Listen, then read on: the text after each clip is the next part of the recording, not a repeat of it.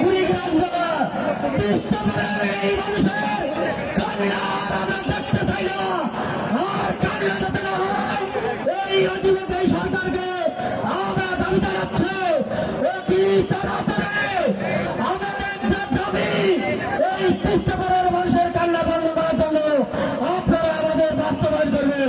তিস্তা বাঁচাই যে আন্দোলন, সেই আন্দোলনের জন্য যে দাবি, সেই দাবি বাস্তবায়ন করবেন।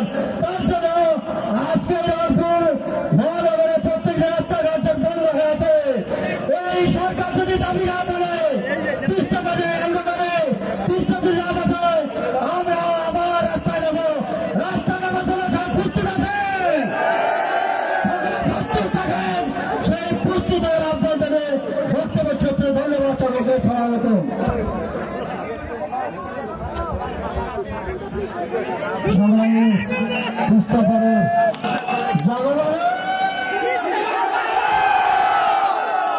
আপনাদের নিশ্চয়ই মনে আছে যে 17 এবং 18 তারিখ রংপুরের 5টি জেলার 11টি স্থানে 48 ঘন্টা আমরা অবস্থান নিয়েছিলাম। সেই অবস্থানে আমাদের প্রিয় ভারপ্রাপ্ত চেয়ারম্যান জনাব তারেক রহমান, আমাদের পার্টির বিপ্লবী মহাসচিব মির্জা ফখরুল ইসলাম আলমগীর সহ অনেক নেতা উপস্থিত হয়েছিলেন। সেই সমস্ত ঘটনাগুলো আমাদের স্মৃতিতে এখনো জাগরুক, কিন্তু সমস্ত ঘটনা যদি আমরা প্রদর্শন করতে চাই তাহলে 12 ঘন্টা সময় লাগবে।